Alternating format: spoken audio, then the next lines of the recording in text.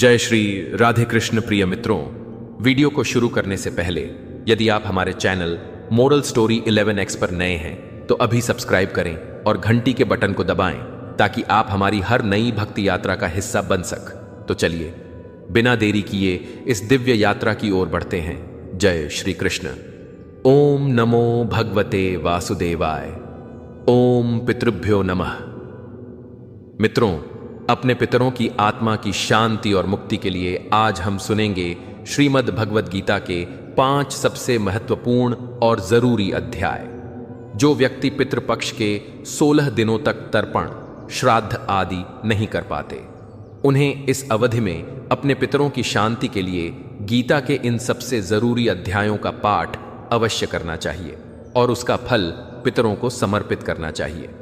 वैसे तो श्राद्ध पक्ष में संपूर्ण भगवद गीता का पाठ करना जीव के लिए कल्याणकारी होता है, किंतु यदि इतना संभव ना हो तो पितरों की शांति, उनका आशीर्वाद प्राप्त करने और उन्हें मुक्ति का मार्ग दिखाने के लिए पितृपक्ष में प्रतिदिन गीता के कुछ अति महत्वपूर्ण अध्यायों का पठन या श्रवण अवश्य करना चाहिए।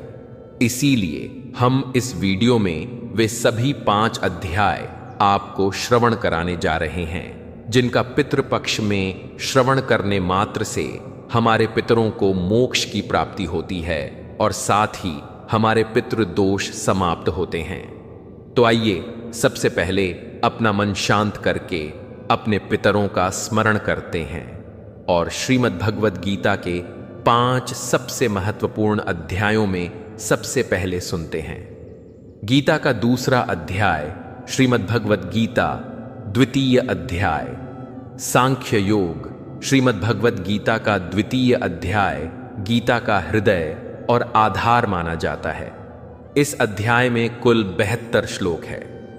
यहां भगवान श्री कृष्ण अर्जुन के सामने जीवन कर्तव्य और आत्मा के शाश्वत स्वरूप के गढ़ रहस्यों को उद्घाटित करते हैं।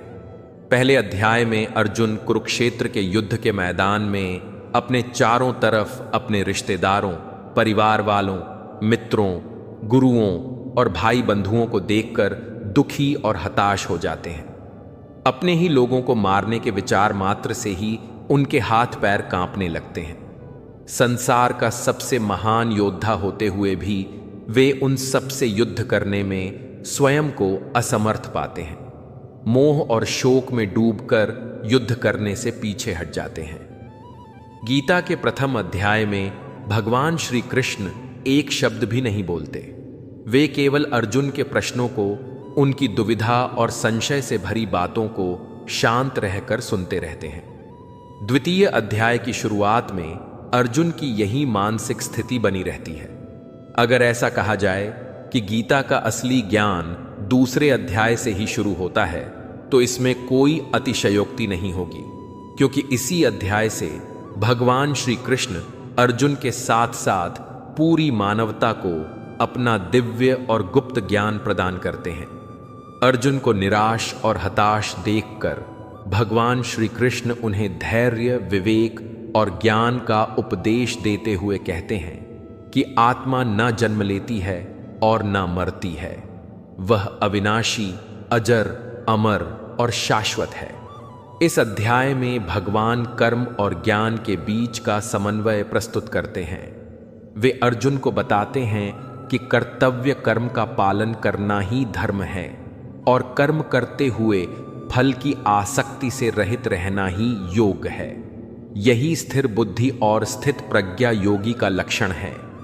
इस प्रकार द्वितीय अध्याय अर्जुन को उनके मोह से उबारते हुए उन्हें कर्म योग और आत्मज्ञान की ओर अग्रसर करता है। यह अध्याय गीता के सभी शिक्षाओं का सार है और संपूर्ण गीता के लिए दिशा निर्देशक आधार बनता है। इस अध्याय के प्रथम श्लोक में संजय ने कहा, करुणा से अभिभूत, मन से शोकाकुल और अश्रुओं से भरे नेत्रों वाले अर्जुन को देखकर श्री कृष्ण ने निम्न वर्णित शब्द कहे।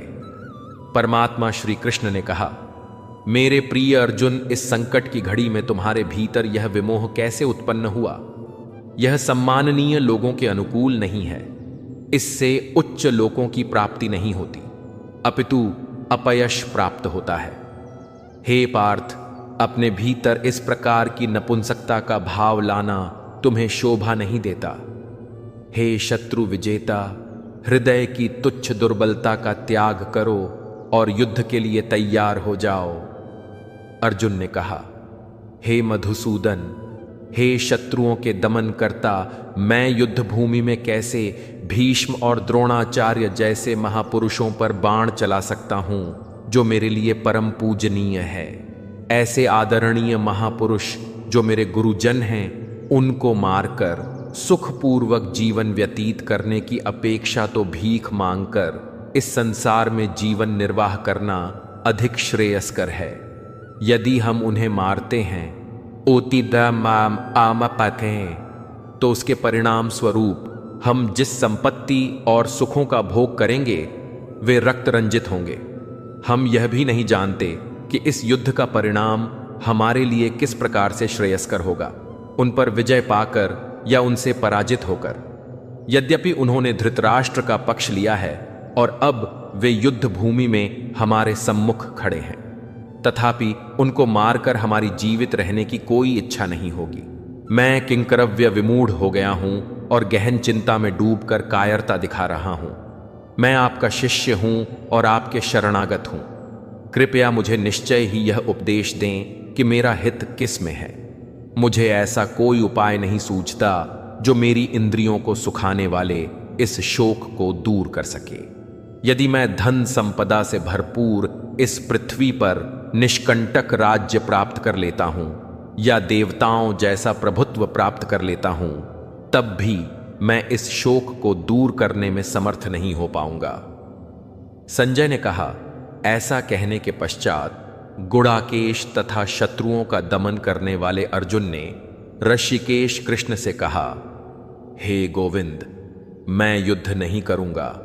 और फिर वे शांत हो गए। हे भरतवंशी धृतराष्ट्र, तत्पश्चात दोनों पक्षों की सेनाओं के मध्य शोकुल अर्जुन से कृष्ण ने हंसते हुए यह वचन कहे। भगवान ने कहा, तुम विदत्तापूर्ण वचन कहकर भी उनके लिए शोक कर रहे हो जो शोक के पात्र नहीं है। बुद्धिमान पुरुष ना तो जीवित प्राणी के लिए शोक करते हैं और ना ही मृत के लिए। ऐसा कोई समय नहीं था कि जब मैं नहीं था या तुम नहीं थे और यह सभी राजा ना रहे हो, और ऐसा भी नहीं है कि भविष्य में हम सब नहीं रहेंगे। जैसे देहधारी आत्मा इस शरीर में बाल्यावस्था से तरुणावस्था और वृद्धावस्था की ओर निरंतर अग्रसर होती है, वैसे ही मृत्यु के समय आत्मा दूसरे शरीर में चली जाती है। बुद्धिमान मनुष्य ऐसे परिवर्तन से मोहित नहीं होते। हे कुंती पुत्र, इंद्रिय और उसके विषयों के संपर्क से उत्पन्न सुख तथा दुख का अनुभव क्षण भंगुर है। यह स्थायी ना होकर सर्दी तथा गर्मी की ऋतुओं के आने जाने के समान है। हे भरतवंशी, मनुष्य को चाहिए कि वह विचलित हुए बिना उनको सहन करना सीखे। हे पुरुषों में श्रेष्ठ अर्जुन, जो मनुष्य सुख तथा दुख में विचलित नहीं होता और इन दोनों परिस्थितियों में स्थिर रहता है, वह वास्तव में मुक्ति का पात्र है। अनित्य शरीर का चिरस्थायित्व नहीं है और शाश्वत आत्मा का कभी अंत नहीं होता है। तत्वदर्शियों द्वारा भी इन दोनों की प्रकृति के अध्ययन करने के पश्चात निकाले गए निष्कर्ष के आधार पर इसकी पुष्टि की गई है। जो पूरे शरीर में व्याप्त है उसे ही तुम अविनाशी समझो। उस अनश्वर आत्मा को नष्ट करने में कोई भी समर्थ नहीं है। केवल भौतिक शरीर ही नश्वर है और शरीर में व्याप्त आत्मा अविनाशी, अपरिमेय तथा शाश्वत है। अतः हे भरतवंशी, युद्ध करो। वह जो यह सोचता है कि आत्मा को मारा जा सकता है या आत्मा मर सकती है, वे दोनों ही अज्ञानी हैं। वास्तव में आत्मा ना तो मरती है और ना ही उसे मारा जा सकता है। आत्मा का ना तो कभी जन्म होता है, ना ही मृत्यु होती है, और ना ही आत्मा किसी काल में जन्म लेकर पुनः उत्पन्न होता है। आत्मा अजन्मा, शाश्वत, अविनाशी और चिरनूतन है। शरीर का विनाश होने पर भी इसका विनाश नहीं होता। हे पार्थ, वह जो यह जानता है कि आत्मा अविनाशी, शाश्वत, अजन्मा और अपरिवर्तनीय है, वह किसी को कैसे मार सकता है या कैसे किसी की मृत्यु का कारण हो सकता है। जिस प्रकार से मनुष्य अपने फटे पुराने वस्त्रों को त्याग कर नए वस्त्र धारण करता है, उसी प्रकार मृत्यु होने पर आत्मा पुराने तथा जीर्ण शरीर को त्याग कर नया शरीर धारण करती है। किसी भी शस्त्र द्वारा आत्मा के टुकड़े नहीं किए जा सकते, ना ही अग्नि आत्मा को जला सकती है, ना ही जल द्वारा उसे गीला किया जा सकता है और ना ही वायु इसे सुखा सकती है। आत्मा अखंडित और अज्वलनशील है। इसे ना तो गीला किया जा सकता है और ना ही सुखाया जा सकता है। यह आत्मा शाश्वत, सर्वव्यापी, अपरिवर्तनीय, अचल और अनादि है। इस आत्मा को अदृश्य, अचिंतनीय और अपरिवर्तनशील कहा गया है। यह जानकर हमें शरीर के लिए शोक प्रकट नहीं करना चाहिए। यदि तुम यह सोचते हो कि आत्मा निरंतर जन्म लेती है और मरती है, तब ऐसी स्थिति में भी हे महाबाहु अर्जुन, तुम्हें इस प्रकार से शोक नहीं करना चाहिए। जो जन्म लेता है उसकी मृत्यु निश्चित है और मृत्यु के पश्चात पुनर्जन्म भी अवश्य भावी है। अतः तुम्हें अपरिहार्य के लिए शोक नहीं करना चाहिए। हे भरतवंशी, समस्त जीव जन्म से पूर्व अव्यक्त रहते हैं, जन्म होने पर व्यक्त हो जाते हैं और मृत्यु होने पर पुनः अव्यक्त हो जाते हैं। अतः ऐसे में शोक व्यक्त करने की क्या आवश्यकता है। कुछ लोग आत्मा को एक आश्चर्य के रूप में देखते हैं, कुछ लोग इसे आश्चर्य बताते हैं और कुछ इसे आश्चर्य के रूप में सुनते हैं, जबकि अन्य लोग इसके विषय में सुनकर भी कुछ समझ नहीं पाते। हे अर्जुन, शरीर में निवास करने वाली आत्मा अविनाशी है, इसलिए तुम्हें किसी प्राणी के लिए शोक नहीं करना चाहिए। इसके अलावा एक योद्धा के रूप में अपने कर्तव्य पर विचार करते हुए तुम्हें उसका त्याग नहीं करना चाहिए। वास्तव में योद्धा के लिए धर्म की रक्षा हेतु युद्ध करने के अतिरिक्त अन्य कोई विकल्प नहीं होता। हे पार्थ, वे क्षत्रिय भाग्यशाली होते हैं जिन्हें बिना इच्छा किए धर्म की रक्षा हेतु युद्ध के ऐसे अवसर प्राप्त होते हैं जिसके कारण उनके लिए स्वर्ग के द्वार खुल जाते हैं। यदि फिर भी तुम इस धर्म युद्ध का सामना नहीं करना चाहते, तब तुम्हें निश्चित रूप से अपने सामाजिक कर्तव्यों की उपेक्षा करने का पाप लगेगा और तुम अपनी प्रतिष्ठा खो दोगे। लोग तुम्हें कायर और भगोड़ा कहेंगे। एक सम्माननीय व्यक्ति के लिए अपयश मृत्यु से बढ़कर है। जिन महान योद्धाओं ने तुम्हारे नाम और यश की सराहना की है, वे सब यह सोचेंगे कि तुम भय के कारण युद्ध भूमि से भाग गए और उनकी दृष्टि में तुम अपना सम्मान गंवा दोगे। तुम्हारे शत्रु तुम्हारी निंदा करेंगे और कटु शब्दों से तुम्हारा मान मर्दन करेंगे और तुम्हारी सामर्थ्य का उपहास उड़ाएंगे। तुम्हारे लिए इससे पीड़ादायक और क्या हो सकता है। हे कुंती पुत्र, यदि तुम युद्ध करते हो तो या तो तुम मारे जाओगे और स्वर्ग लोक प्राप्त करोगे, या विजय होने पर पृथ्वी के साम्राज्य का सुख भोगोगे। इसलिए हे कुंती पुत्र, उठो और दृढ़ संकल्प के साथ युद्ध करो। कर्तव्यों के पालन हेतु युद्ध करो। युद्ध से मिलने वाले सुख दुख लाभ हानि को समान समझो। यदि तुम इस प्रकार अपने दायित्वों का निर्वहन करोगे, तब तुम्हें कोई पाप नहीं लगेगा। अब तक मैंने तुम्हें सांख्य योग या आत्मा की प्रकृति के संबंध में वैश्लेषिक ज्ञान से अवगत कराया है। अब मैं बुद्धि योग या ज्ञान योग प्रकट कर रहा हूं।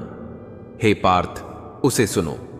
जब तुम ऐसे ज्ञान के साथ कर्म करोगे, तब कर्मों के बंधन से स्वयं को मुक्त कर पाओगे। इस स्थिति में कर्म करने से किसी प्रकार की हानि या प्रतिकूल परिणाम प्राप्त नहीं होते, अपितु इस प्रकार से किया गया अल्प प्रयास भी बड़े से बड़े भय से हमारी रक्षा करता है। हे कुरुवंशी, जो इस मार्ग का अनुसरण करते हैं, उनकी बुद्धि निश्चयात्मक होती है और उनका एक ही लक्ष्य होता है। लेकिन जो मनुष्य संकल्पहीन होते हैं उनकी बुद्धि अनेक शाखाओं में विभक्त रहती है। अल्पज मनुष्य वेदों के अलंकारिक शब्दों में अत्यधिक आसक्त रहते हैं। वे स्वर्ग लोक का सुख भोगने हेतु दिखावटी कर्मकांड करने की अनुशंसा करते हैं और वे यह मानते हैं कि वेदों में उच्च सिद्धांतों का वर्णन नहीं किया गया है। वेदों के केवल उन्हीं खंडों को महिमा मंडित करते हैं जो उनकी इंद्रियों को तृप्त करें, और वे उत्तम जन्म, ऐश्वर्य, इंद्रिय तृप्ति और स्वर्ग लोक की प्राप्ति के लिए आडंबर युक्त कर्मकांडों का पालन करते हैं। ऐसे मनुष्यों को सांसारिक सुखों में मन की गहन आसक्ति तथा बुद्धि सांसारिक वस्तुओं में मोहित रहती है। इसलिए वे भगवत प्राप्ति के मार्ग पर अग्रसर होने के लिए दृढ़ संकल्प लेने में असमर्थ होते हैं। वेदों में प्रकृति के 3 गुणों का वर्णन मिलता है। हे अर्जुन, प्रकृति के इन गुणों से ऊपर उठकर विशुद्ध आध्यात्मिक चेतना में स्थित हो जाओ। परम सत्य में स्थित होकर सभी प्रकार के द्वैतों से स्वयं को मुक्त करते हुए भौतिक लाभ, हानि और सुरक्षा की चिंता किए बिना आत्मलीन हो जाओ। जैसे एक छोटे जलकूप का समस्त कार्य सभी प्रकार से विशाल जलाशय द्वारा तत्काल पूर्ण हो जाता है, उसी प्रकार परम सत्य को जानने वाले वेदों के सभी प्रयोजन को पूर्ण करते हैं। तुम्हें अपने निश्चित कर्मों का पालन करने का अधिकार है, लेकिन अपने कर्मों के फल में तुम्हारा अधिकार नहीं है। तुम स्वयं को अपने कर्मों के फलों का कारण मत मानो और ना ही अकर्म रहने में आसक्ति रखो। हे अर्जुन, सफलता और असफलता की आसक्ति को त्याग कर तुम दृढ़ता से अपने कर्तव्य का पालन करो। यही संभव योग कहलाता है। हे अर्जुन, दिव्य ज्ञान और विवेक की शरण ग्रहण करो। फलों की आसक्ति युक्त कर्मों से दूर रहो। जो दिव्य ज्ञान में स्थित बुद्धि के द्वारा निष्पादित किए गए कार्यों से निष्कृष्ट हैं, जो अपने कर्म फलों का भोग करना चाहते हैं, वे कृपण हैं। जब कोई मनुष्य बिना आसक्ति के कर्म योग का अभ्यास करता है, तब वह इस जीवन में ही शुभ और अशुभ कर्म फलों से छुटकारा पा लेता है। इसलिए योग के लिए प्रयास करना चाहिए, जो कुशलता पूर्वक कर्म करने की कला है। संबुद्धि युक्त ऋषि मुनि कर्म के फलों की आसक्ति से स्वयं को मुक्त कर लेते हैं, जो हमें जन्म मृत्यु के चक्र में बांधती है। इस चेतना में कर्म करते हुए वे उस अवस्था को प्राप्त कर लेते हैं जो सभी दुखों से परे है। जब तुम्हारी बुद्धि मोह के दलदल को पार करेगी, तब तुम सुने हुए और आगे सुनने में आने वाले इस लोक और परलोक के भोगों के प्रति उदासीन हो जाओगे। जब तुम्हारी बुद्धि का वेदों के अलंकारमयी भागों के प्रति आकर्षण समाप्त हो जाए और वह दिव्य चेतना में स्थिर हो जाए, तब तुम पूर्ण योग की उच्च अवस्था को प्राप्त कर लोगे। अर्जुन ने कहा, हे केशव, दिव्य चेतना में लीन मनुष्य के क्या लक्षण हैं? वह सिद्ध पुरुष कैसे बोलता है, कैसे बैठता है और कैसे चलता है? परम प्रभु श्री कृष्ण कहते हैं, हे पार्थ, जब कोई मनुष्य स्वार्थ युक्त कामनाओं और मन को दूषित करने वाली इंद्रिय तृप्ति से संबंधित कामनाओं का परित्याग कर देता है और आत्मज्ञान को अनुभव कर संतुष्ट हो जाता है, तब ऐसे मानव को स्थित प्रज्ञ कहा जा सकता है। जो मनुष्य किसी प्रकार के दुखों में शुद्ध नहीं होता, जो सुख की लालसा नहीं करता और जो आसक्ति, भय और क्रोध से मुक्त रहता है, वह स्थिर बुद्धि वाला मनीषी कहलाता है। जो सभी परिस्थितियों में अनासक्त रहता है और ना ही शुभ फल की प्राप्ति से हर्षित होता है और ना ही विपत्ति से भयभीत होता है, वही पूर्ण ज्ञानावस्था में स्थित मुनि है। जो मनुष्य अपनी इंद्रियों को उनके विषय भोगों से खींच लेने के लिए उसी प्रकार से योग्य होता है, जैसे एक कछुआ अपने अंगों को संकुचित करके उन्हें कवच के भीतर कर लेता है, वह दिव्य ज्ञान में स्थिर हो जाता है। यद्यपि देहधारी जीव इंद्रियों के विषयों से अपने को कितना दूर रखे, लेकिन उन विषयों को भोगने की लालसा बनी रहती है। फिर भी जो लोग भगवान को जान लेते हैं, उनकी लालसाएं समाप्त हो जाती हैं। हे कुंती पुत्र, इंद्रियां इतनी प्रबल और अशांत होती हैं कि वे विवेकशील और आत्मनियंत्रण का अभ्यास करने वाले मनुष्य के मन को भी वश में कर लेती हैं। वे जो अपनी इंद्रियों को वश में कर लेते हैं और अपने मन को मुझ में स्थिर कर देते हैं, वे दिव्य ज्ञान में स्थित होते हैं। इंद्रियों के विषयों का चिंतन करते हुए मनुष्य उनमें आसक्त हो जाता है और आसक्ति कामना की ओर ले जाती है और कामना से क्रोध उत्पन्न होता है। क्रोध निर्णय लेने की क्षमता को क्षीण करता है, जिसके कारण स्मृति भ्रम हो जाता है। जब स्मृति भ्रमित हो जाती है तब बुद्धि का नाश हो जाता है और बुद्धि के नष्ट होने से मनुष्य का पतन हो जाता है। लेकिन जो मन को वश में रखता है वह इंद्रियों के विषयों का भोग करने पर भी राग और द्वेष से मुक्त रहता है और भगवान की कृपा को प्राप्त करता है। भगवान की दिव्य कृपा से शांति प्राप्त होती है, जिससे सभी दुखों का अंत हो जाता है और ऐसे शांत मन वाले मनुष्य की बुद्धि दृढ़ता से भगवान में स्थिर हो जाती है। लेकिन असंयमी व्यक्ति का अपने मन और इंद्रियों पर नियंत्रण नहीं होता, ना ही उसकी बुद्धि दृढ़ होती है और ना ही उसका मन भगवान के चिंतन में स्थिर हो सकता है। अपने मन को भगवान में स्थिर बिना शांति संभव नहीं, और शांति के बिना कोई कैसे सुखी रह सकता है। जिस प्रकार प्रचंड वायु अपने तीव्र वेग से जल पर तैरती हुई नाव को दूर तक बहाकर ले जाती है, उसी प्रकार से अनियंत्रित इंद्रियों में से कोई एक, जिसमें मन अधिक लिप्त रहता है, बुद्धि का विनाश कर देती है। इसीलिए हे महाबाहु, जो मनुष्य इंद्रियों के विषय भोगों से विरक्त रहता है वह दृढ़ता से प्रज्ञा से युक्त हो जाता है। जिसे सब लोग दिन समझते हैं वह आत्म संयमी के लिए अज्ञानता की रात्रि है, तथा जो सब जीवों के लिए रात्रि है वह आत्मविश्लेषी मुनियों के लिए दिन है। जिस प्रकार से समुद्र उसमें निरंतर मिलने वाली नदियों के जल के प्रवाह से विक्षुब्ध नहीं होता, उसी प्रकार से ज्ञानी अपने चारों ओर इंद्रियों के विषयों के आवेग के पश्चात भी शांत रहता है, न कि वह मनुष्य जो कामनाओं को तुष्ट करने के प्रयास में लगा रहता है। जिस मनुष्य ने अपनी सभी भौतिक इच्छाओं का परित्याग कर दिया हो और इंद्रिय तृप्ति की लालसा, ममत्व के भाव और अहंकार से रहित हो गया हो, वह पूर्ण शांति को प्राप्त करता है। हे पार्थ, इस अवस्था में रहने वाली प्रबुद्ध आत्मा जब ब्रह्म ज्ञान प्राप्त कर लेती है वह फिर कभी भ्रमित नहीं होती। मृत्यु के समय यह सिद्ध पुरुष जन्म और मृत्यु के बंधन से मुक्त हो जाता है और भगवान के परम धाम में प्रवेश करता है। श्रीमद् भगवत गीता सप्तम अध्याय ज्ञान विज्ञान योग। यह अध्याय भगवान की शक्तियों के भौतिक और आध्यात्मिक आयामों के वर्णन के साथ आरंभ होता है। श्री कृष्ण व्यक्त करते हैं कि सब उन्हीं से प्रकट होते हैं और धागे में गुथे मोतियों की भांति उनमें स्थित रहते हैं और फिर सब उन्हीं में पुनः विलीन हो जाते हैं।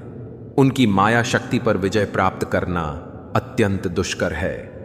परम प्रभु श्री कृष्ण ने कहा, हे अर्जुन, अब यह सुनो कि भक्ति योग के अभ्यास द्वारा और मेरी शरण ग्रहण कर मन को केवल मुझ में अनुरक्त कर और संदेह मुक्त होकर तुम मुझे पूर्णतया किस प्रकार जान सकते हो।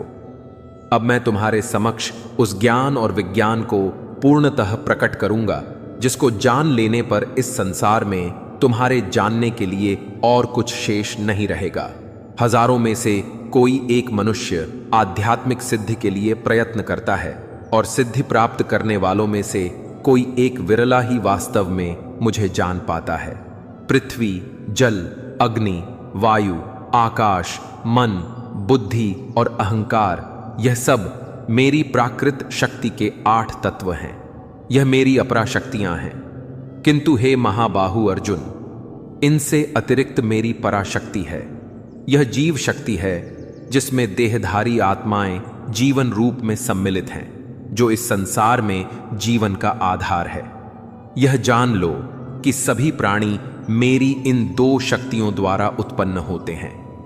मैं संपूर्ण सृष्टि का मूल कारण हूं और यह पुनः मुझ में विलीन हो जाती हैं। हे अर्जुन, मुझसे श्रेष्ठ कोई नहीं है। सब कुछ मुझ पर उसी प्रकार से आश्रित है जिस प्रकार से धागे में गूंथे मोती। हे कुंती पुत्र, मैं ही जल का स्वाद हूं, सूर्य और चंद्रमा का प्रकाश हूं, मैं वैदिक मंत्रों में पवित्र अक्षर ओम हूं। मैं ही आकाश में ध्वनि और मनुष्यों में सामर्थ्य हूं। मैं पृथ्वी की शुद्ध सुगंध और अग्नि में प्रकाश हूं। मैं सभी प्राणियों में जीवन शक्ति हूं और तपस्वियों का तप हूं। हे अर्जुन, यह समझो कि मैं सभी प्राणियों का आदि बीज हूं। मैं बुद्धिमानों की बुद्धि और तेजस्वियों का तेज हूं। हे भरत श्रेष्ठ, मैं बलवान पुरुषों का काम और आसक्ति रहित बल हूं। मैं सभी प्राणियों में धर्मानुगत काम हूं। 3 प्रकार के प्राकृतिक गुण, सत्वगुण, रजोगुण और तमोगुण मेरी शक्ति से ही प्रकट होते हैं। यह सब मुझ में है, लेकिन मैं इनसे परे हूं। माया के 3 गुणों द्वारा मोहित इस संसार के लोग मेरे नित्य और अविनाशी स्वरूप को जान पाने में असमर्थ होते हैं। प्रकृति के 3 गुणों से युक्त मेरी दैय शक्ति माया से पार पाना अत्यंत कठिन है, किंतु जो मेरे शरणागत हो जाते हैं वे इसे सरलता से पार कर जाते हैं। 4 प्रकार के लोग मेरी शरण ग्रहण नहीं करते। वे जो ज्ञान से वंचित हैं, वे जो अपनी निकृष्ट प्रवृत्ति के कारण मुझे जानने में समर्थ होकर भी आलस्य के कारण मुझे जानने का प्रयास नहीं करते। वे जिनकी बुद्धि भ्रमित है और वे जो आसुरी प्रवृत्ति के हैं। हे भरत श्रेष्ठ, 4 प्रकार के पवित्र लोग मेरी भक्ति में लीन रहते हैं। आर अर्थात पीड़ित ज्ञान की जिज्ञासा रखने वाले, जिज्ञासु संसार के स्वामित्व की अभिलाषा रखने वाले अर्थार्थी और जो परम ज्ञान में स्थित ज्ञानी हैं। इनमें से मैं उन्हें श्रेष्ठ मानता हूं जो ज्ञान युक्त होकर मेरी आराधना करते हैं और दृढ़ता पूर्वक अनन्य भाव से मेरे प्रति समर्पित होते हैं। मैं उन्हें बहुत प्रिय हूं और वे भी मुझे अत्यंत प्रिय हैं। वास्तव में वे सब जो मेरे प्रति शरणागत हैं, नेह संदेह महान है, लेकिन जो ज्ञानी हैं और स्थिर मन वाले हैं और जिन्होंने अपनी बुद्धि मुझ में विलय कर दी है और जो केवल मुझे ही परम लक्ष्य के रूप में देखते हैं, उन्हें मैं अपने समान ही मानता हूं। अनेक जन्मों की आध्यात्मिक साधना के पश्चात जिसे ज्ञान प्राप्त हो जाता है, वह मुझे सबका उद्गम जानकर मेरी शरण ग्रहण करता है। ऐसी महान आत्मा वास्तव में अत्यंत दुर्लभ होती है। वे मनुष्य जिनकी बुद्धि भौतिक कामनाओं द्वारा हर ली गई है, वे देवताओं की शरण में जाते हैं, कर्मकांडों में संलग्न रहते हैं। भक्त श्रद्धा के साथ स्वर्ग के देवता की जिस रूप की पूजा करना चाहता है, मैं ऐसे भक्त की श्रद्धा को उसी रूप में स्थिर करता हूं। श्रद्धा युक्त होकर ऐसे भक्त किसी देवता विशेष की पूजा करते हैं और अपनी वांछित वस्तुएं प्राप्त करते हैं, किंतु वास्तव में यह सारे लाभ मेरे द्वारा ही प्रदान किए जाते हैं। किंतु ऐसे अल्पज्ञानी लोगों को प्राप्त होने वाले फल भी नश्वर होते हैं। जो लोग देवताओं की पूजा करते हैं वे देवलोकों को जाते हैं, जबकि मेरे भक्त मेरे लोक को प्राप्त करते हैं। बुद्धिहीन मनुष्य सोचते हैं कि मैं परमेश्वर पहले निराकार था और अब मैंने यह साकार रूप धारण किया है। वे मेरे इस अविनाशी और सर्वोत्तम दिव्य स्वरूप की प्रकृति को नहीं जान पाते। मैं सभी के लिए प्रकाशित नहीं हूं, क्योंकि सब मेरी अंतरंग शक्ति योग माया द्वारा आच्छादित रहते हैं। इसलिए मूर्ख और अज्ञानी लोग यह नहीं जानते कि मैं अजन्मा और अविनाशी हूं। हे अर्जुन, मैं भूत, वर्तमान और भविष्य को जानता हूं। मैं सभी प्राणियों को जानता हूं, लेकिन मुझे कोई नहीं जानता। हे भरतवंशी, इच्छा तथा द्वेष के द्वंद्व मोह से उत्पन्न होते हैं। हे शत्रु विजेता, भौतिक जगत में समस्त जीव जन्म से ही इनसे मोहग्रस्त होते हैं, लेकिन पुण्य कर्मों में संलग्न रहने से जिन व्यक्तियों के पाप नष्ट हो जाते हैं, वे मोह के द्वंद्वों से मुक्त हो जाते हैं। ऐसे लोग दृढ़ संकल्प के साथ मेरी पूजा करते हैं। जो मेरी शरण ग्रहण कर बुढ़ापे और मृत्यु से छुटकारा पाने की चेष्टा करते हैं, वे ब्रह्म, अपनी आत्मा और समस्त कर्म के क्षेत्र को जान जाते हैं। वे जो मुझे अधिभूत अर्थात प्रकृति के तत्वों के नियामक और अधिदेव अर्थात देवता गण के नियामक तथा अधियज्ञ अर्थात यज्ञों के नियामक के रूप में जानते हैं। ऐसी प्रबुद्ध आत्माएं सदैव यहां तक कि अपनी मृत्यु के समय भी मेरी चेतना में लीन रहती हैं। श्रीमद् भगवत गीता 11वां अध्याय विश्वूप दर्शन योग।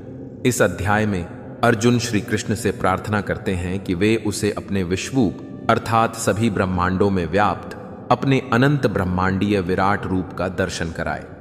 तब श्री कृष्ण उन पर कृपा करते हुए उन्हें अपनी दिव्य दृष्टि प्रदान करते हैं, जिसे प्राप्त कर अर्जुन परमात्मा श्री कृष्ण के शरीर में संपूर्ण सृष्टि का अवलोकन करते हैं।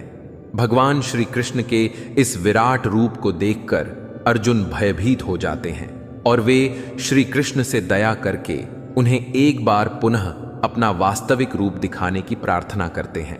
श्री कृष्ण उनकी प्रार्थना को स्वीकार करते हुए पहले अपना चतुर्भुज नारायण रूप और तत्पश्चात अपना 2 भुजाओं वाला अति मनोहारी रूप धारण करते हैं। वे अर्जुन को बताते हैं कि अर्जुन भगवान के जिस विश्व रूप को देख चुका है उसका दर्शन करना अत्यंत दुर्लभ है। वेदों का अध्ययन करने से उनके साकार रूप को देखा नहीं जा सकता। उनके साकार रूप को ना तो वेदों के अध्ययन द्वारा और ना ही तपस्या, दान या अग्निहोत्र यज्ञों द्वारा देखा जा सकता है। इस अध्याय के प्रथम श्लोक में अर्जुन ने कहा, हे प्रभु, मुझ पर करुणा करके आपके द्वारा प्रकट किए गए परम गुह्य आध्यात्मिक ज्ञान को सुनकर अब मेरा मोह दूर हो गया है। मैंने आपसे सभी प्राणियों की उत्पत्ति और संहार के संबंध में विस्तार से सुना है। हे कमल नयन, मैंने आपकी अविनाशी महिमा को भी जाना है। हे परमेश्वर, आप वास्तव में वही हैं जिसका आपने मेरे समक्ष वर्णन किया है। किंतु हे परम पुरुषोत्तम, मैं आपके उस विराट रूप को देखने का इच्छुक हूं। सभी अप्रकट शक्तियों के स्वामी हे भगवान, यदि आप यह सोचते हैं कि मैं इसे देखने में समर्थ हूं, तब मुझे अपना अविनाशी विराट स्वरूप दिखाने की कृपा करें। परमेश्वर ने कहा, हे पार्थ, अब तुम मेरे सैकड़ों और हजारों अद्भुत दिव्य रूपों को विभिन्न आकारों और बहुरंगी रूपों में देखो। हे भरतवंशी आदित्य के 12 पुत्रों, 8 वसुओं, 11 रुद्रों, 2 अश्विनी कुमारों और उसी प्रकार से 49 मरुतों और पहले कभी न प्रकट हुए अन्य आश्चर्यों को मुझ में देखो। हे अर्जुन, सभी चर और अचर सहित समस्त ब्रह्मांडों को एक साथ मेरे विश्व रूप में देखो। इसके अतिरिक्त तुम कुछ और भी देखना चाहो तो वह सब मेरे विश्वव्यापी रूप में देखो, परंतु तुम अपनी आंखों से मेरे दिव्य ब्रह्मांडीय स्वरूप को नहीं देख सकते हो। इसलिए मैं तुम्हें दिव्य दृष्टि प्रदान करता हूं। अब मेरी दिव्य विभूतियों को देखो। संजय ने कहा, हे राजन, इस प्रकार से कहकर योग के स्वामी महायोगेश्वर श्री कृष्ण ने अर्जुन को दिव्य विश्वरूप दिखाया। अर्जुन ने भगवान के दिव्य विराट रूप में असंख्य मुख और आंखों को देखा। उनका रूप अनेक दैवीय आभूषणों से अलंकृत था और वे कई प्रकार के दिव्य शस्त्रों को उठाए हुए था। उन्होंने उस शरीर पर अनेक मालाएं और वस्त्र धारण किए हुए थे, जिस पर कई प्रकार की दिव्य सुगंधियां लगी थीं। वह स्वयं को आश्चर्यमय और अनंत भगवान के रूप में प्रकट कर रहे थे, जिनका मुख सर्वव्याप्त था। यदि आकाश में हजारों सूर्य एक साथ उदित होते हैं तो भी उन सबका प्रकाश भगवान के दिव्य तेजस्वी रूप की समानता नहीं कर सकता। अर्जुन ने परमात्मा के उस दिव्य शरीर में एक ही स्थान पर स्थित समस्त ब्रह्मांडों को देखा। तब आश्चर्य में डूबे अर्जुन के रोंगटे खड़े हो गए और वे मस्तक को झुकाए भगवान के समक्ष हाथ जोड़कर इस प्रकार प्रार्थना करने लगे। अर्जुन ने कहा, मैंने आपके शरीर में सभी देवताओं और विभिन्न प्रकार के जीवों को देखा। मैंने वहां कमल पर आसीन ब्रह्मा और शिव तथा सभी ऋषियों और स्वर्ग के सर्पों को देखा। मैं सभी दिशाओं में अनगिनत भुजाएं, उदर, मुंह और आंखों के साथ आपके सर्वत्र फैले हुए अनंत रूप को देखता हूं। हे ब्रह्मांड के स्वामी, आपका रूप अपने आप में अनंत है। मुझे आप में कोई आरंभ, मध्य और अंत नहीं दिखता। मैं मुकुट से सुशोभित चक्र और गदा से सुसज्जित शस्त्रों के साथ सर्वत्र दीप्तिमान लोक के रूप में आपके रूप को देख रहा हूं। इस अग्नि में आपके तेज को देख पाना कठिन है।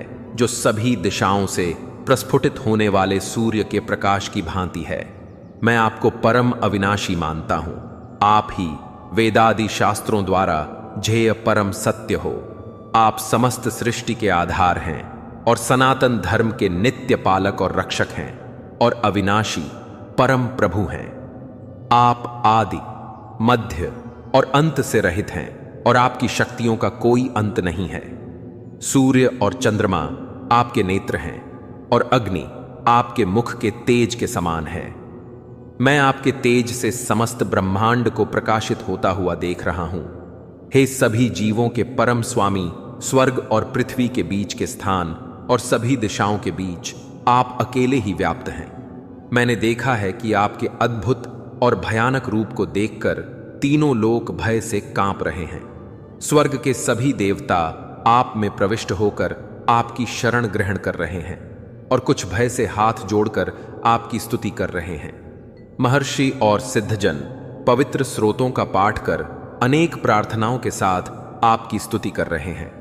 रुद्र, आदित्य, वसु, साध्य, गण, विश्वदेव, दोनों अश्विनी कुमार, मरुत, पितर, गंधर्व, यक्ष, असुर तथा सभी सिद्धजन आपको आश्चर्य से देख रहे हैं। हे सर्वशक्तिमान भगवान, अनेक मुख, नेत्र, भुजा, जांघें, पांव, पेट तथा भयानक दांतों सहित आपके विकराल रूप को देखकर समस्त लोक भय से त्रस्त है और उसी प्रकार से मैं भी। हे विष्णु भगवान, आकाश को स्पर्श करते हुए अनेक अंगों दीप्तिमान मुख फैलाए और चमकती हुई असंख्य आंखों से युक्त आपके रूप को देखकर मेरा हृदय भय से कांप रहा है और मैंने अपना सारा धैर्य और मानसिक संतुलन खो दिया है। प्रलय के समय की प्रचंड अग्नि के सदृश आपके अनेक मुखों के विकराल दांतों को देखकर मैं भूल गया हूं कि मैं कहां हूं और मुझे कहां जाना है। हे देवेश, आप ब्रह्मांड के आश्रय दाता हैं। कृपया मुझ पर करुणा करो। मैं धृतराष्ट्र के सभी पुत्रों को, उनके सहयोगी राजाओं और भीष्म, द्रोणाचार्य, कर्ण तथा हमारे पक्ष के सेना नायकों सहित आपके विकराल मुख में प्रवेश करता देख रहा हूं। इनमें से कुछ के सिरों को मैं आपके विकराल दांतों के बीच पिसता हुआ देख रहा हूं। जिस प्रकार से नदियों की कई लहरें समुद्र में प्रवेश करती हैं, उसी प्रकार से यह सब महायोद्धा आपके धधकते मुख में प्रवेश कर रहे हैं। जिस प्रकार से पतंगा तीव्र गति से अग्नि में प्रवेश कर जलकर भस्म हो जाता है, उसी प्रकार से यह सेनाएं अपने विनाश के लिए तीव्र गति से आपके मुख में प्रवेश कर रही हैं। आप अपनी तीक्ष्ण जिह्वा से समस्त दिशाओं के जीव समूहों को चाट रहे हैं और उन्हें अपने प्रज्वलित मुखों में निगल रहे हैं। हे विष्णु, आप अपने सर्वत्र फैले प्रचंड तेज की किरणों से समस्त ब्रह्मांड को भीषणता से झुलसा रहे हो। हे देवेश, कृपया मुझे बताएं कि अति उग्र रूप में आप कौन हैं। मैं आपको प्रणाम करता हूं। कृपया मुझ पर करुणा करें। आप समस्त सृष्टियों से पूर्व स्थित आदि भगवान हैं। मैं आपको जानना चाहता हूं और मैं आपकी प्रकृति और प्रयोजन को नहीं समझ पा रहा हूं। परम प्रभु ने कहा, मैं प्रलय का मूल कारण और महाकाल हूं। मैं जगत का संहार करने के लिए आता हूं। तुम्हारे युद्ध में भाग नहीं लेने पर भी युद्ध में खड़े विरोधी पक्ष के योद्धा मारे जाएंगे। इसलिए उठो, युद्ध करो और यश अर्जित करो। अपने शत्रुओं पर विजय पाकर राज्य का भोग करो। यह सब योद्धा पहले ही मेरे द्वारा मारे जा चुके हैं। हे श्रेष्ठ धनुर्धर, तुम तो मेरे कार्य को संपन्न करने का केवल निमित्त मात्र हो। द्रोणाचार्य, भीष्म, जयद्रथ, कर्ण और अन्य महायोद्धा पहले ही मेरे द्वारा मारे जा चुके हैं। इसलिए बिना विक्षुब्ध हुए इनका वध करो। केवल युद्ध करो और तुम अपने शत्रुओं पर विजय पाओगे। संजय ने कहा। केशव के इन वचनों को सुनकर अर्जुन ने भय से कांपते हुए अपने दोनों हाथों को जोड़कर श्री कृष्ण को नमस्कार किया और अवरुद्ध स्वर में भयभीत होकर श्री कृष्ण से इस प्रकार कहा। अर्जुन ने कहा, हे ऋषिकेश, यह सत्य है कि आपके नाम श्रवण और यशगान से संसार हर्षित होता है। असुरगण आपसे भयभीत होकर सभी दिशाओं में भागते रहते हैं और सिद्ध महात्माओं के समुदाय आपको नमस्कार करते हैं। हे सर्वश्रेष्ठ, आप ब्रह्मा से श्रेष्ठ और आदि सृष्टा हो, तब फिर वह आपको नमस्कार क्यों ना करें। हे अनंत, हे देवेश, हे जगत के आश्रय दाता, आप सभी कारणों के कारण और अविनाशी हैं। आप व्यक्त और अव्यक्त से परे अविनाशी सत्य हैं। आप ही सर्वात्मा और दिव्य सनातन पुरुष हैं। आप इस ब्रह्मांड के परम आश्रय हैं। आप ही सर्वज्ञ और जो कुछ भी जानने योग्य है वह सब आप ही है। आप ही परम धाम है। हे अनंत रूपों के स्वामी, केवल आप ही समस्त ब्रह्मांड में व्याप्त हैं। आप वायु, यम, अग्नि, जल और चंद्रमा के देवता हैं। आप ब्रह्मा के पिता और सभी जीवों के पितामह हैं। अतः मैं आपको हजारों बार और बार बार नमस्कार करता हूं। हे अनंत शक्तियों के स्वामी, आपको आगे और पीछे और वास्तव में सभी ओर से नमस्कार है। आप असीम पराक्रम और शक्ति के स्वामी हैं और सर्वव्यापी हैं। अतः आप सब कुछ हैं। आपको अपना मित्र मानते हुए मैंने दृष्टता पूर्वक आपको हे कृष्ण, हे यादव, हे प्रिय मित्र कहकर संबोधित किया, क्योंकि मुझे आपकी महिमा का ज्ञान नहीं था। उपेक्षित भाव से या प्रेमवश होकर, यदि उपहासवश मैंने कभी विश्राम करते हुए, बैठते हुए, खाते हुए, अकेले में या अन्य लोगों के समक्ष आपका कभी अनादर किया हो, तो उन सब अपराधों के लिए हे अचिंत्य, मैं आपसे क्षमा याचना करता हूं। आप समस्त चरचर के स्वामी और समस्त ब्रह्मांडों के जनक हैं।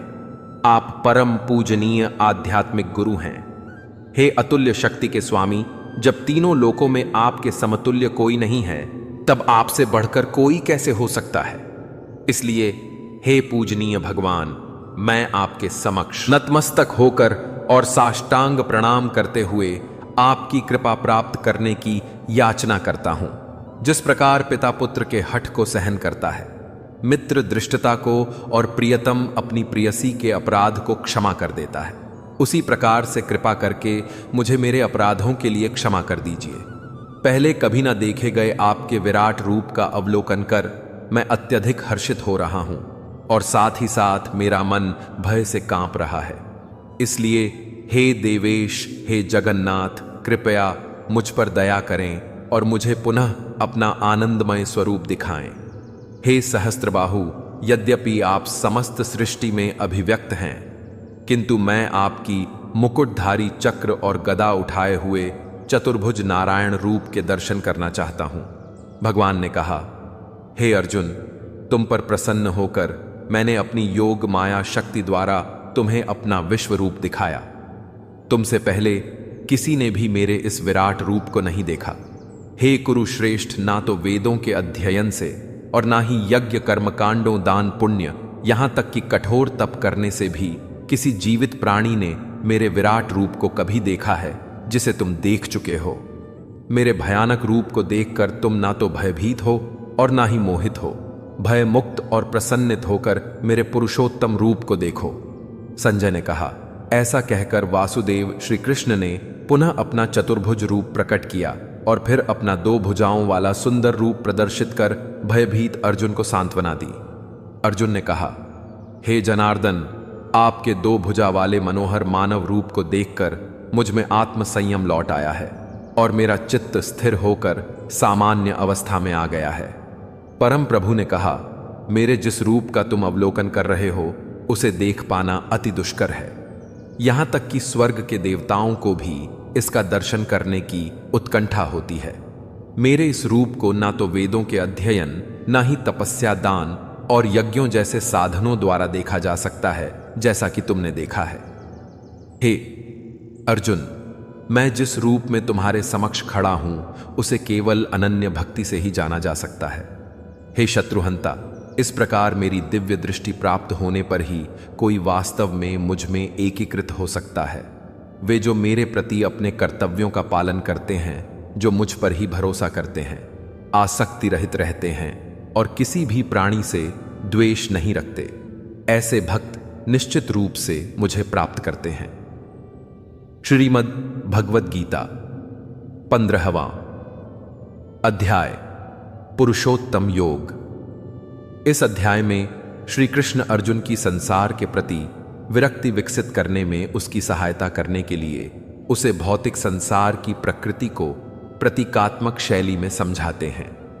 वे भौतिक संसार की तुलना ऊपर से नीचे अश्वत्थ बरगद के वृक्ष से करते हैं।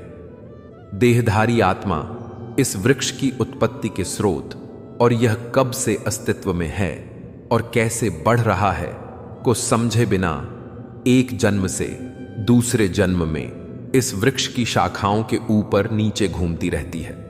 इस वृक्ष की जड़ें ऊपर की ओर होती हैं क्योंकि इसका स्रोत भगवान में है। वेदों में वर्णित काम कर्म फल इसके पत्तों के समान है। इस वृक्ष को प्राकृत शक्ति के तीनों गुणों से सींचा जाता है। यह गुण इंद्रिय विषयों को जन्म देते हैं जो कि वृक्ष की ऊपर लगी कोमलों के समान है। इस अध्याय के प्रथम श्लोक में पुरुषोत्तम भगवान ने कहा, ऐसा कहा गया है कि शाश्वत अश्वत्थ वृक्ष की जड़ें ऊपर की ओर तथा इसकी शाखाएं नीचे की ओर होती हैं। इसके पत्ते वैदिक स्रोत हैं और जो इस वृक्ष के रहस्य को जान लेता है उसे वेदों का झाता कहते हैं। वृक्ष की शाखाएं ऊपर नीचे फैली हुई हैं जो तीनों गुणों से पोषित हैं और इंद्रियों के विषय कोमल कलियों के समान हैं। वृक्ष की जड़ें नीचे की ओर लटकती हैं जो मानव योनि में कर्मों का प्रवाह उत्पन्न करती हैं। नीचे इसकी जड़ें मानव जगत में कर्मों का कारण बनती हैं। इस वृक्ष का वास्तविक स्वरूप इस संसार में ना तो देखा जा सकता है, ना ही इसका आदि न अंत और ना ही इसका निरंतर अस्तित्व। किंतु इस गहरी जड़ों वाले अश्वत्थ वृक्ष को वैराग्य की प्रबल कुल्हाड़ी से काट डालना होगा। फिर उस वृक्ष के मूल को खोजना होगा जो परमेश्वर हैं, जिनसे बहुत समय पहले ब्रह्मांड की गतिविधियां प्रवाहित हुई थीं। उनकी शरण में जाने पर मनुष्य इस संसार में पुनः नहीं लौटेगा। जो लोग अहंकार और मोह से मुक्त हैं, इन्होंने आसक्ति रूपी बुराई पर विजय पाली है। जो निरंतर आत्मा और ईश्वर में लीन रहते हैं, जो इंद्रियों के भोगों की इच्छा से मुक्त हैं तथा सुख और दुहक के द्वंद्व से परे हैं, ऐसे मुक्त पुरुष मेरे शाश्वत धाम को प्राप्त होते हैं। ना तो सूर्य, ना चंद्रमा, ना ही अग्नि मेरे उस परम धाम को प्रकाशित कर सकते हैं। वहां जाने के बाद मनुष्य इस भौतिक संसार में पुनः नहीं लौटता। इस भौतिक जगत में देहधारी आत्माएं मेरे शाश्वत अंश हैं, किंतु प्रकृति से बद्ध होकर वे मन सहित 6 इंद्रियों से संघर्ष कर रहे हैं। वायु सुगंध को एक स्थान से दूसरे स्थान तक ले जाती है। उसी प्रकार देहधारी आत्मा भी जब पुराने शरीर को छोड़कर नए शरीर में प्रवेश करती है तो अपने साथ मन और इंद्रियों को ले जाती है। कान, आंख, त्वचा, जीभ और नाक की इंद्रिय अनुभूतियों का उपयोग करके जो मन के चारों ओर समोहित हैं। देहधारी आत्मा इंद्रियों के विषयों का आनंद लेती है। अज्ञानी लोग आत्मा को उस समय नहीं देख पाते जब वह शरीर में रहती है और विषयों का भोग करती है, और ना ही वे उसे तब देख पाते हैं जब वह निकल जाती है। परंतु जिनके पास ज्ञान के नेत्र हैं वे उसे देख सकते हैं। प्रयत्नशील योगी भी शरीर में स्थित आत्मा को जान पाते हैं, किंतु जिनका मन शुद्ध नहीं है वे प्रयत्न करने पर भी उसे नहीं जान पाते। यह जान लो कि मैं सूर्य के तेज के समान हूं जो समस्त सौर मंडल को प्रकाशित करता है। चंद्रमा का तेज और अग्नि का तेज भी मुझसे ही उत्पन्न होता है। मैं पृथ्वी में व्याप्त होकर अपनी शक्ति से समस्त प्राणियों का पोषण करता हूं। चंद्रमा बनकर मैं समस्त वनस्पतियों को जीवन रस से पोषित करता हूं। मैं ही समस्त प्राणियों के पेट में जठराग्नि का रूप धारण करता हूं और आने जाने वाली श्वासों के साथ मिलकर चारों प्रकार के भोजनों को पचाता और आत्मसात करता हूं। मैं समस्त प्राणियों के हृदय में स्थित हूं और मुझसे ही स्मृति, ज्ञान तथा विस्मृति उत्पन्न होती है। मैं ही समस्त वेदों द्वारा जाना जाने वाला हूं। मैं ही वेदांत का रचयिता हूं और वेदों के अर्थों का ध्याता हूं। सृष्टि में 2 प्रकार के प्राणी हैं, क्षर जो नाशवान है और अक्षर जो अविनाशी है। नाशवान वे हैं जो भौतिक जगत के सभी प्राणी हैं। अविनाशी वे हैं जो मुक्त प्राणी हैं। इनके अतिरिक्त परम दिव्य पुरुष अविनाशी परमात्मा हैं। वे तीनों लोकों में अपरिवर्तनशील नियंता के रूप में प्रवेश करते हैं और सभी जीवों का पालन पोषण करते हैं। मैं नाशवान जड़ जगत तथा अविनाशी आत्मा से भी परे हूं। इसलिए वेदों तथा स्मृतियों में मुझे परम दिव्य पुरुष कहा गया है। जो लोग मुझे परम पुरुषोत्तम भगवान के रूप में निसंदेह जानते हैं, वे वास्तव में पूर्ण ज्ञानी हैं। हे अर्जुन, वे संपूर्ण प्राणों से मेरी पूजा करते हैं। हे निष्पाप अर्जुन, मैंने तुम्हारे साथ वैदिक शास्त्रों का यह परम गुह्य सिद्धांत साझा किया है। इसे समझकर मनुष्य ज्ञानवान हो जाता है और जो कुछ करना है वह कर लेता है। श्रीमद् भगवद गीता 18वां अध्याय मोक्ष संन्यास योग। इस अध्याय में अर्जुन संन्यास और त्याग के संबंध में प्रश्न पूछते हैं। दोनों शब्द एक ही मूल के हैं, जिसका अर्थ परित्याग करना है। सन्यासी वह है जो गृहस्थ जीवन में प्रवेश नहीं करता और समाज को त्याग कर निरंतर साधना का अभ्यास करता है। त्यागी वह है जो कर्म में तो संलग्न रहता है, लेकिन कर्म फल का भोग करने की इच्छा का त्याग करता है। यही गीता का मुख्य अभिप्राय है। श्री कृष्ण इस दूसरे प्रकार के त्याग की संति करते हैं। वे कहते हैं कि यज्ञ, दान, तपस्या और कर्तव्य पालन संबंधी कार्यों का कभी त्याग नहीं करना चाहिए, क्योंकि यह ज्ञानी को शुद्ध करते हैं। इनका संपादन केवल कर्तव्य पालन की दृष्टि से करना चाहिए। इन कार्यों को कर्म फल की आसक्ति के बिना संपन्न किया जाता है। इस अध्याय के प्रथम श्लोक में अर्जुन ने कहा, हे महाबाहु, मैं सन्यास और त्याग के संबंध में जानना चाहता हूं। हे केश निषूदन, हे ऋषिकेश, मैं दोनों के बीच का भेद जानने का भी इच्छुक हूं। भगवान श्री कृष्ण ने कहा, काम्य कर्मों के परित्याग को विद्वान लोग सन्यास कहते हैं और सभी कर्मों के फलों के त्याग को बुद्धिमान लोग त्याग कहते हैं। कुछ मनीषी यह कहते हैं कि समस्त प्रकार के कर्मों को दोषपूर्ण मानते हुए उन्हें त्याग देना चाहिए, किंतु अन्य विद्वान यह आग्रह करते हैं कि यज्ञ, दान तथा तपस्या जैसे कर्मों का कभी त्याग नहीं करना चाहिए। हे भरत श्रेष्ठ, अब त्याग के विषय में मेरा अंतिम वचन सुनो। हे मनुष्यों में सिंह त्याग की 3 प्रकार की श्रेणियों का वर्णन किया गया है। यज्ञ, दान तथा तपस्या का कभी परित्याग नहीं करना चाहिए। इन्हें निश्चित रूप से संपन्न करना चाहिए। यज्ञ, दान तथा तपस्या महात्माओं को भी शुद्ध करते हैं। यह सब कार्य आसक्ति और फल की कामना से रहित होकर संपन्न करने चाहिए। हे अर्जुन, यह मेरा स्पष्ट और अंतिम निर्णय है। नियत कर्मों को कभी त्यागना नहीं चाहिए। मोहवश नियत कार्यों के त्याग को तमोगुणी कहा जाता है। नियत कर्तव्यों को कष्टप्रद समझकर किया गया त्याग रजोगुणी कहलाता है। ऐसा त्याग कभी लाभदायक या फलप्रद नहीं होता। जब कोई व्यक्ति कर्मों का निष्पादन कर्तव्य समझकर और फल की आसक्ति से रहित होकर करता है, तब उसका त्याग सत्वगुणी कहलाता है। वे जो ना तो अप्रिय कर्म को टालते हैं और ना ही कर्म को प्रिय जानकर उसमें लिप्त होते हैं, ऐसे मनुष्य वास्तव में त्यागी होते हैं। वे सात्विक गुणों से संपन्न होते हैं और कर्म की प्रकृति के संबंध में उनमें कोई संशय नहीं होता। देहधारी जीवों के लिए पूर्ण रूप से कर्मों का परित्याग करना असंभव है, लेकिन जो कर्म फलों का परित्याग करते हैं वे वास्तव में त्यागी कहलाते हैं। जो विषयों के प्रति आसक्त होते हैं उन्हें मृत्यु के पश्चात भी सुखद, दुखद और मिश्रित 3 प्रकार के कर्म फल प्राप्त होते हैं, लेकिन जो अपने कर्म फलों का त्याग करते हैं उन्हें ना तो इस लोक में और ना ही मरणोपरांत ऐसे कर्म फल भोगने पड़ते हैं। हे अर्जुन, अब मुझसे सांख्य दर्शन के सिद्धांत अनुसार कर्मों को संपूर्ण करने में 5 हेतुओं को समझो। वे यह बोध कराते हैं कि कि कर्मों के फलों को कैसे नियंत्रित किया जाए।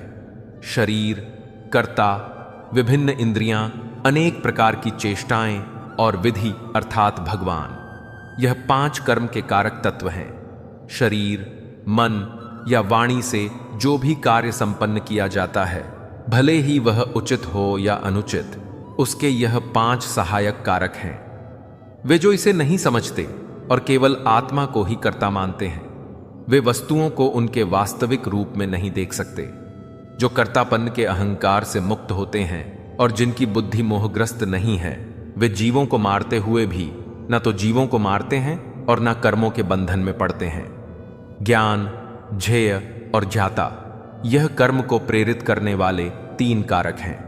कर्ण, कर्म और कर्ता, यह कर्म के 3 घटक हैं। सांख्य दर्शन में ज्ञान, कर्म और कर्ता की 3 श्रेणियों का उल्लेख किया गया है और तदनुसार प्रकृति के 3 गुणों के अनुसार इनका भेद निरूपित किया गया है।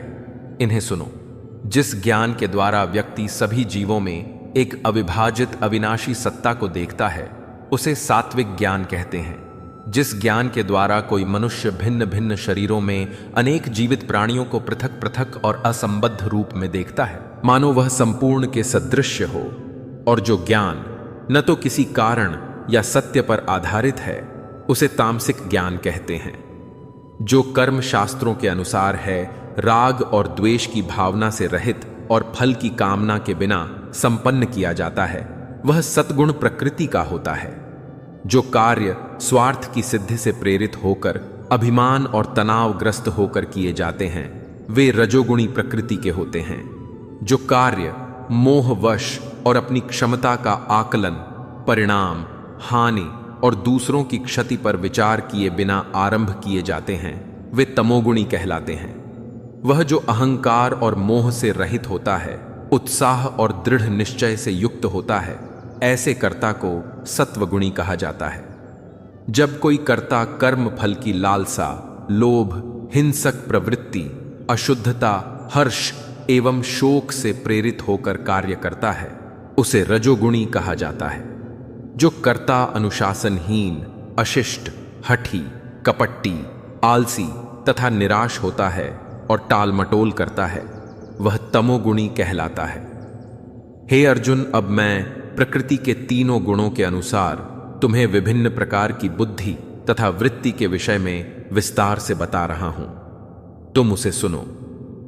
हे प्रथापुत्र, जिसके द्वारा यह जाना जाता है कि क्या उचित है और क्या अनुचित है, क्या कर्तव्य है और क्या अकरणीय है, किससे भयभीत होना चाहिए और किससे भयभीत नहीं होना चाहिए, और क्या बंधन में डालने वाला है और क्या मुक्ति देने वाला है, वह बुद्धि सात्विकी है।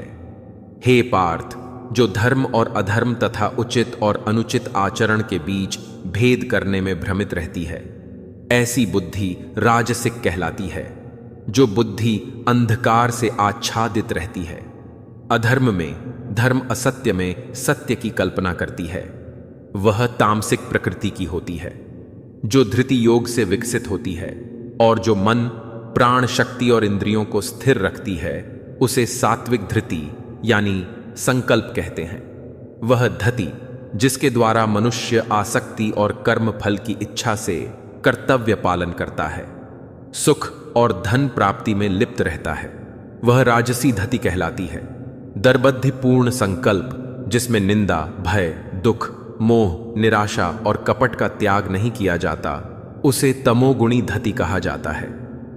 हे अर्जुन, अब तुम मुझसे 3 प्रकार के सुखों के संबंध में सुनो, जिनसे देहधारी आत्मा आनंद प्राप्त करती है और सभी दुखों के नाश तक भी पहुंच सकती है। जो आरंभ में विष के समान लगता है, लेकिन अंत में जो अमृत के समान हो जाता है, उसे सात्विक सुख कहते हैं। यह शुद्ध बुद्धि से उत्पन्न होता है, जब आत्मज्ञान में स्थित होती है। इंद्रियों द्वारा उसके विषयों के संपर्क से उत्पन्न सुख को रजोगुणी कहा जाता है। ऐसा सुख आरंभ में अमृत के सदृश्य लगता है और अंततः विष जैसा हो जाता है। जो सुख आदि से अंत तक आत्मा को आच्छादित करता है और जो निद्रा, आलस्य और असावधानी से उत्पन्न होता है, वह तामसिक सुख कहलाता है। पृथ्वी और स्वर्ग के उच्च लोकों में रहने वाला कोई भी जीव प्रकृति के इन 3 गुणों के प्रभाव से मुक्त नहीं होता। हे शत्रुहंता ब्राह्मणों, क्षत्रियों, वैश्यों और शूद्रों के कर्तव्यों को इनके स्वरूप के अनुसार तथा प्रकृति के 3 गुणों के अनुरूप विभाजित किया गया है, न कि इनके जन्म के अनुसार। शांति, संयम, तपस्या, शुद्धता, धैर्य, सत्यनिष्ठा, ज्ञान, विवेक तथा परलोक में विश्वास, यह सब ब्राह्मणों के स्वाभाविक गुण हैं। शूरवीरता, शक्ति, धैर्य, रण कौशल, युद्ध से पलायन न करने का संकल्प, दान देने में उदारता, नेतृत्व, क्षमता, यह सब क्षत्रियों के स्वाभाविक गुण हैं। कृषि, गोपालन और दुग्ध उत्पादन तथा व्यापार वैश्य लोगों के स्वाभाविक कार्य हैं। शूद्रों के श्रम और सेवा स्वाभाविक कर्म है। अपने स्वाभाविक कर्तव्यों का पालन करने से मनुष्य पूर्णता प्राप्त कर सकता है। अब मुझसे यह सुनो कि निर्धारित कर्तव्यों का पालन करते हुए मनुष्य कैसे पूर्णता प्राप्त करता है। अपनी स्वाभाविक वृत्ति का निर्वहन करते हुए उस सष्टा भगवान की उपासना करो जिससे सभी जीव अस्तित्व में आते हैं और जिसके द्वारा सारा ब्रह्मांड प्रकट होता है। इस प्रकार से अपने कर्मों को संपन्न करते हुए मनुष्य सरलता से सिद्ध प्राप्त कर सकता है।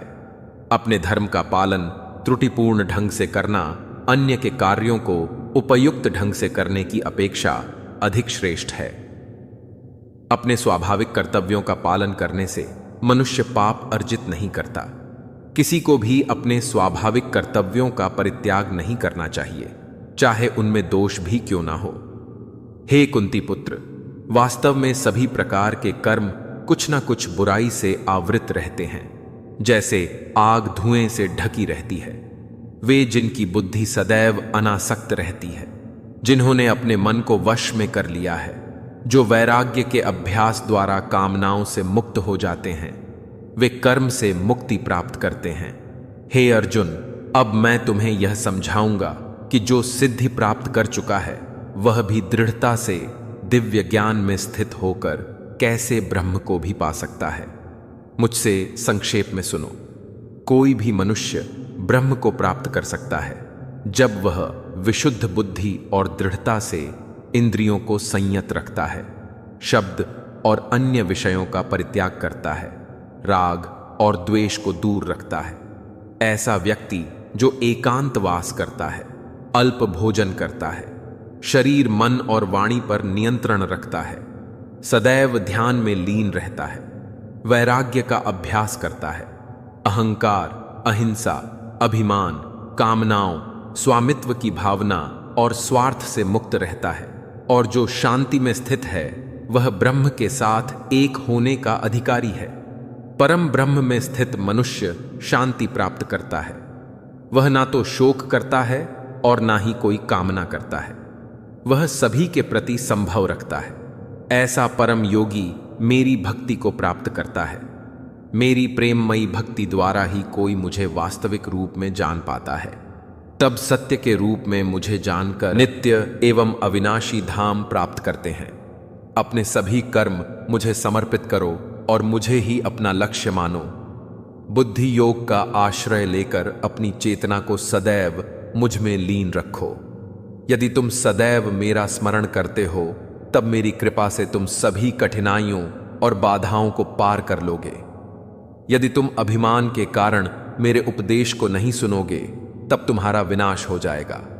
यदि तुम अहंकार से प्रेरित होकर यह सोचते हो कि मैं युद्ध नहीं लड़ूंगा तो तुम्हारा निर्णय निरर्थक हो जाएगा। तुम्हारा स्वाभाविक क्षत्रिय धर्म तुम्हें युद्ध लड़ने के लिए विवश करेगा।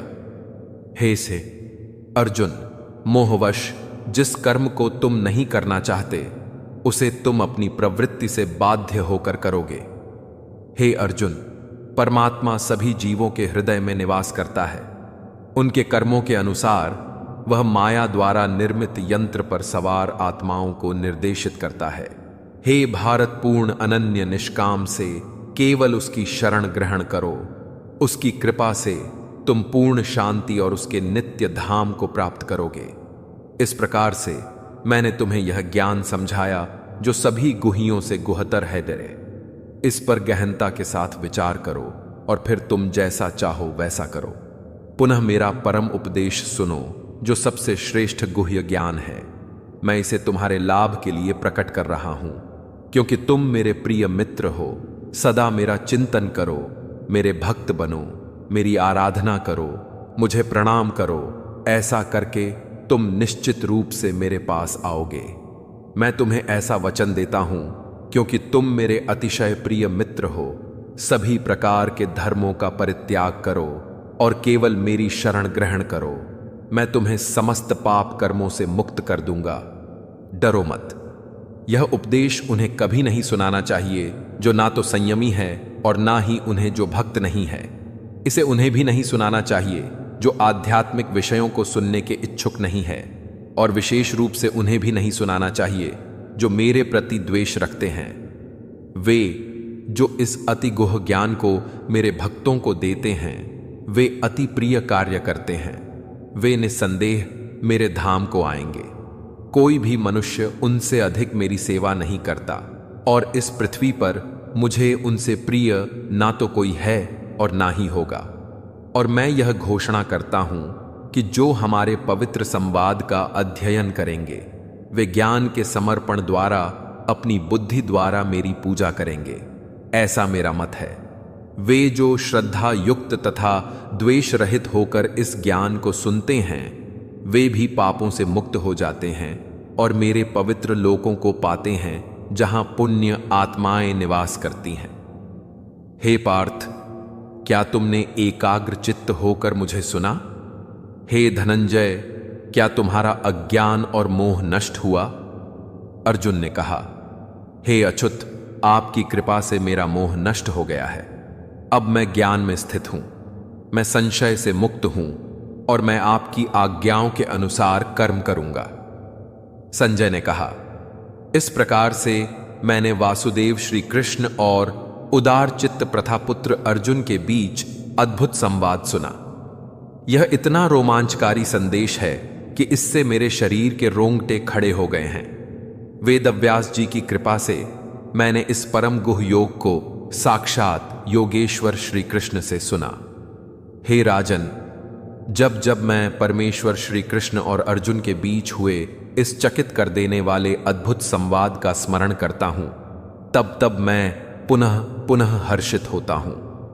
भगवान श्री कृष्ण के अति विस्मयकारी विश्वरूप का स्मरण कर मैं अति चकित और बार बार हर्ष से रोमांचित हो रहा हूं। जहां योग के स्वामी श्री कृष्ण और श्रेष्ठ धनुर्धर अर्जुन हैं, वहां निश्चित रूप से अनंत ऐश्वर्य, विजय, समृद्धि और नीति होती है।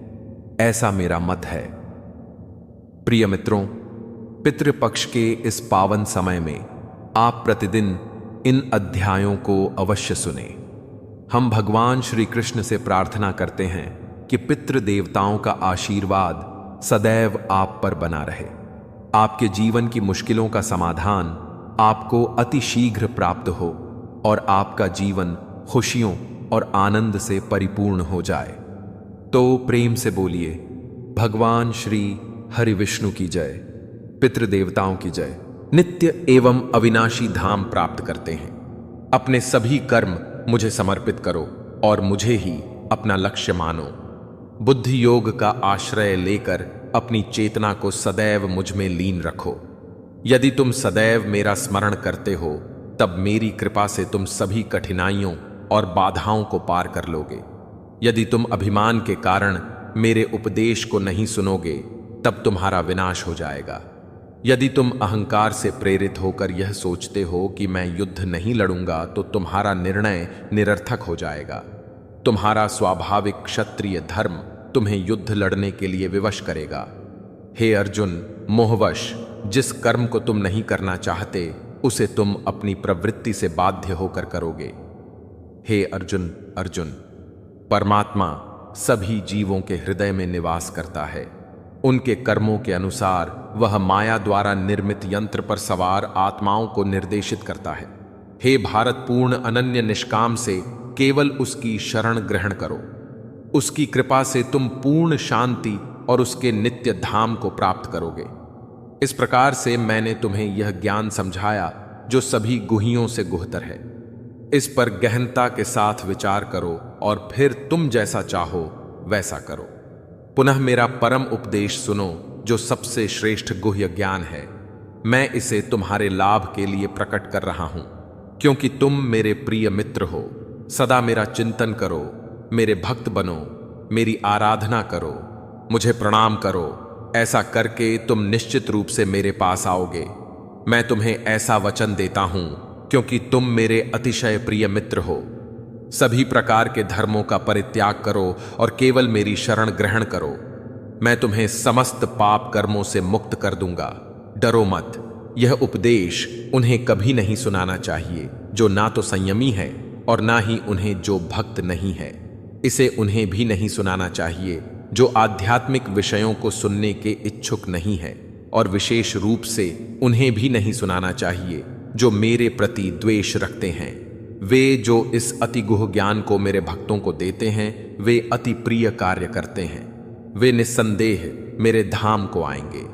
कोई भी मनुष्य उनसे अधिक मेरी सेवा नहीं करता, और इस पृथ्वी पर मुझे उनसे प्रिय ना तो कोई है और ना ही होगा। और मैं यह घोषणा करता हूं कि जो हमारे पवित्र संवाद का अध्ययन करेंगे, वे ज्ञान के समर्पण द्वारा अपनी बुद्धि द्वारा मेरी पूजा करेंगे। ऐसा मेरा मत है। वे जो श्रद्धा युक्त तथा द्वेष रहित होकर इस ज्ञान को सुनते हैं, वे भी पापों से मुक्त हो जाते हैं और मेरे पवित्र लोकों को पाते हैं जहां पुण्य आत्माएं निवास करती हैं। हे पार्थ, क्या तुमने एकाग्र चित्त होकर मुझे सुना? हे धनंजय, क्या तुम्हारा अज्ञान और मोह नष्ट हुआ? अर्जुन ने कहा, हे अच्युत, आपकी कृपा से मेरा मोह नष्ट हो गया है। अब मैं ज्ञान में स्थित हूं। मैं संशय से मुक्त हूं और मैं आपकी आज्ञाओं के अनुसार कर्म करूंगा। संजय ने कहा, इस प्रकार से मैंने वासुदेव श्री कृष्ण और उदार चित्त प्रथापुत्र अर्जुन के बीच अद्भुत संवाद सुना। यह इतना रोमांचकारी संदेश है कि इससे मेरे शरीर के रोंगटे खड़े हो गए हैं। वेद व्यास जी की कृपा से मैंने इस परम गुह योग को साक्षात योगेश्वर श्री कृष्ण से सुना। हे राजन, जब जब मैं परमेश्वर श्री कृष्ण और अर्जुन के बीच हुए इस चकित कर देने वाले अद्भुत संवाद का स्मरण करता हूं, तब तब मैं पुनः पुनः हर्षित होता हूं। भगवान श्री कृष्ण के अति विस्मयकारी विश्वरूप का स्मरण कर मैं अति चकित और बार बार हर्ष से रोमांचित हो रहा हूं। जहां योग के स्वामी श्री कृष्ण और श्रेष्ठ धनुर्धर अर्जुन हैं, वहां निश्चित रूप से अनंत ऐश्वर्य, विजय, समृद्धि और नीति होती है। ऐसा मेरा मत है। प्रिय मित्रों, पितृपक्ष के इस पावन समय में आप प्रतिदिन इन अध्यायों को अवश्य सुने। हम भगवान श्री कृष्ण से प्रार्थना करते हैं कि पितृ देवताओं का आशीर्वाद सदैव आप पर बना रहे। आपके जीवन की मुश्किलों का समाधान आपको अति शीघ्र प्राप्त हो और आपका जीवन खुशियों और आनंद से परिपूर्ण हो जाए। तो प्रेम से बोलिए, भगवान श्री हरि विष्णु की जय, पितृदेवताओं की जय।